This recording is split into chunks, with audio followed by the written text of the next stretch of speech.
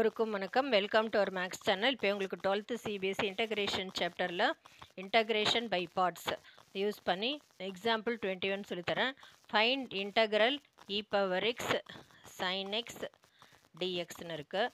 So இது வந்து integration by parts எல்லாமே ஐலேட்னு ஒரு ஷார்ட் மெத்தட் யூஸ் பண்ண போகிறோம். ஐலேட் அப்படின்னா I for inverse trigonometry, L for logarithm, A for algebra function, T for trigonometry, E for exponent. இப்போ இதில் trigonometry தான் ஃபஸ்ட் இருக்குது, exponent செகண்ட் இருக்குது. ஸோ இதில் வந்து இப்போ இதில் trigonometryயை நம்ம யூன்னு அசியூம் பண்ணிக்கணும். மீதி இருக்கிற டேர்ம் எல்லாமே integral E power x dx இது எல்லாமே இன்டகரல் டிவின்னு அசியூம் பண்ணிக்கணும்.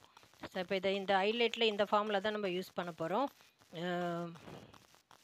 integral u dv equal to uv minus integral v du.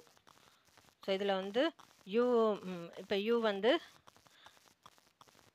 sin xன்னு எடுத்துக்கணும். sin x டிஃபரன்ஷியேட் பண்ணால் cos x. So du equal to cos x dx. அடுத்தது மீதி இருக்கிற term வந்து integral டிவின்னு assume பண்ண போகிறோம். அதனால integral dv equal to integral e power x dx. Integral dv v e power x integrate பண்ண e power x தான். So இந்த ஃபார்முலா தான் சப்ஸ்டியூட் பண்ண போகிறோம். யூன்றது சைன் எக்ஸ், வி வந்து e power x minus integral.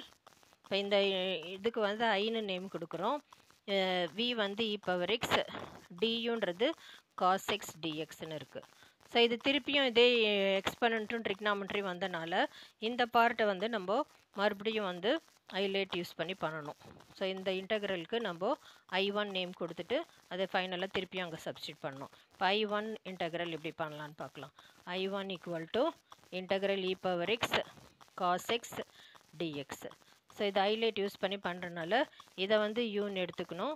மீதி இதெல்லாம் வந்து டிவின்னு எடுத்துக்கலாம். இதெல்லாம் வந்து இன்டகிரல் டிவின்னு எடுத்துக்கணும். இப்போ இதில் வந்து u equal to cos x, இப்போ யூன்னு எடுத்துக்கிறது டிஃப்ரென்ஷியேட் பண்ணணும். டி ஈக்குவல் டு காஸ் எக்ஸை டிஃப்ரென்ஷியேட் பண்ணால் minus sign x dx.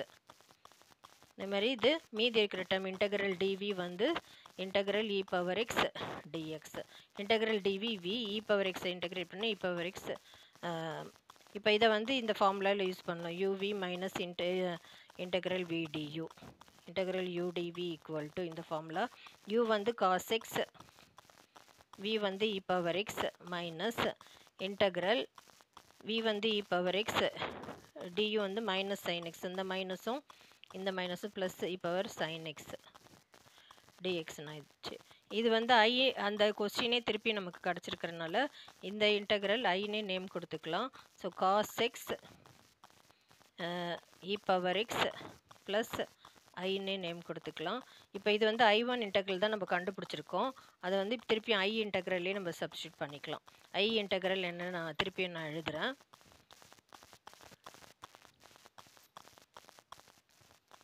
I equal to sin x e power x minus integral E power X cos X.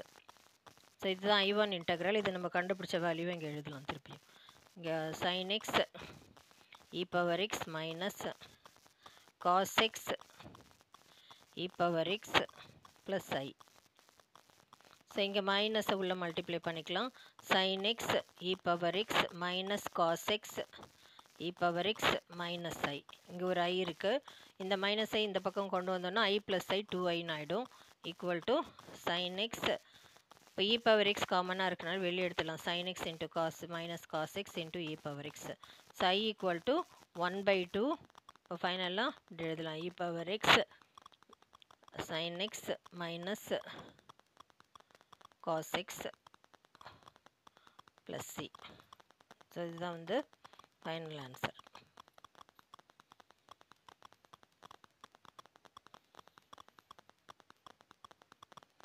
உங்களுக்கு புரிஞ்சிருக்கோன்னு நினைக்கிறேன்.